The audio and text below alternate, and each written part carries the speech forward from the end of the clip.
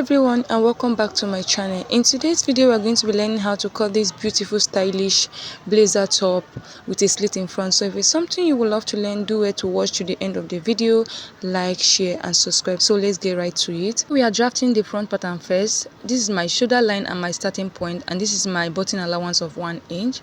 So I'm going to come down to take my vertical measurement. For my shoulder to my bust point is 9.5 inches. I'll mark that across. Then from the starting point again, I'm going to come down to mark my waist point. From my shoulder to my waist is 15 inches. I'm going to mark that and extend the line across as well. Then from the shoulder line again, I'm going to come down to mark my under bust, which is 12 inches. From my shoulder to my under bust is 12 inches. I'll mark that, then extend the point across as well. Then the next thing is to take the full length of our top. So I mark 24 as the full length. It depends on what you want at this point. I'll extend the point across as well. So this is the full length, this is the waistline, the under bust line and the bust line. So I'm going to come to the shoulder line here, mark my shoulder divided by 2. At that point I'll come down by 1 inch for my shoulder slope. I'll come here to mark my neck width of 3 inches, and I'll connect from the shoulder slope all the way to my neck width. Make sure all your measurements are taken after your button allowance. I'll come down to mark my chest line. How to get your chest line: divide your bust by 6, then add 1.5 inches. I got 7, and I will extend the point across this way. So this is my chest line. On my chest line, I'm going to mark my shoulder measurements here to have a straight line from up. So I'll connect from the shoulder slope all the way to the point we just marked on the chest line. And I'll come to this line, divide what I have here into 2 equal halves to get the midpoint. At the midpoint, I'm going to go in by 1/2 inch. I'll come to the chest line, divide my bust circumference by 4. I'll go ahead and connect my armhole this way.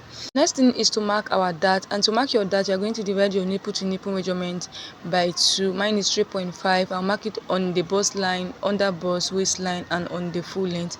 I'll go ahead and connect all the points together like this. So I'm going to label the center front, and this is the side front.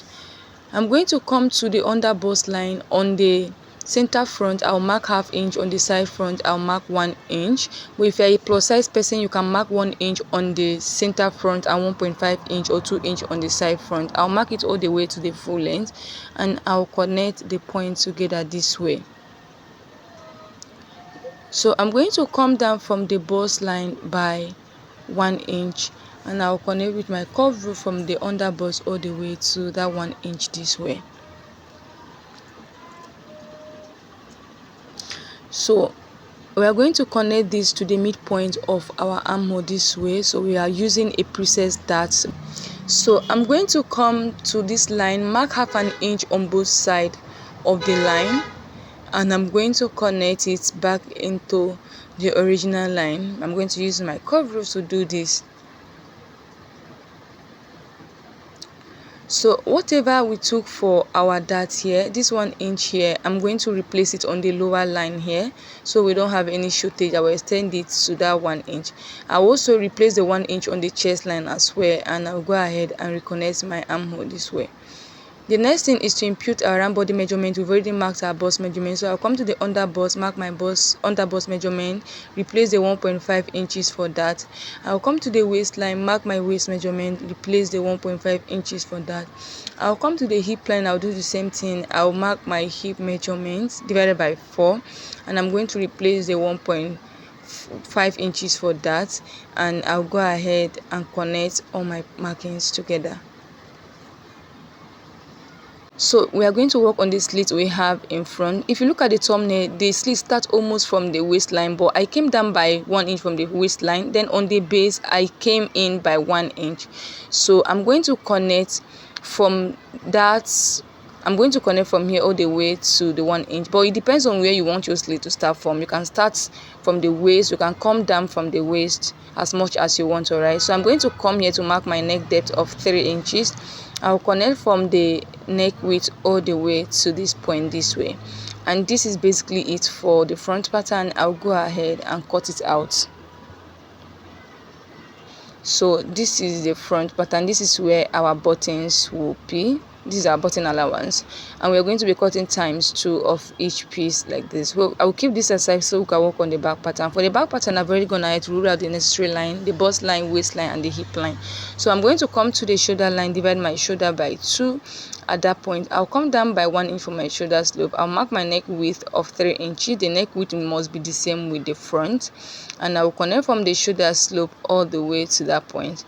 I'll come down to mark my neck depth of 1 inch. I'm using 1 inch for the neck depth for the back, and I'll connect from the neck width all the way to that point with my curve rule.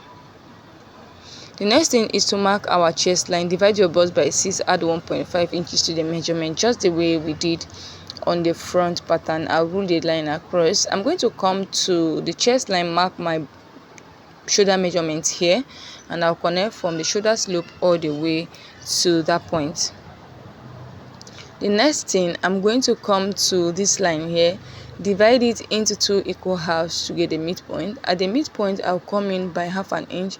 I'll come to the chest line, divide my bust circumference by 4. I'll go ahead and connect my armhole this way. Before we impute our measurement, I'm going to come to the waistline here, mark ½ an inch here. The reason why we are doing this is because our back is not straight, so the excess that we are supposed to have around this place, we are taking it out so that our top can lay very flat at the back, and we're going to cut this excess out like this.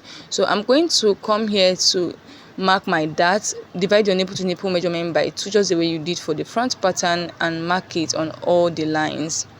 I'll take it all the way down and connect it with a straight line. So on the waistline, I'm going to mark ½ an inch on both sides of this line, and I'll come down from the waist by 6 inches and then come down from the chest by 1 inch. I'll go ahead and connect my dart this way. So I'm going to connect with my curve rule all the way to the midpoint of my armhole this way. We are using preset dart for the back as well. Then I'll go in by ½ an inch from there and connect my armhole like this.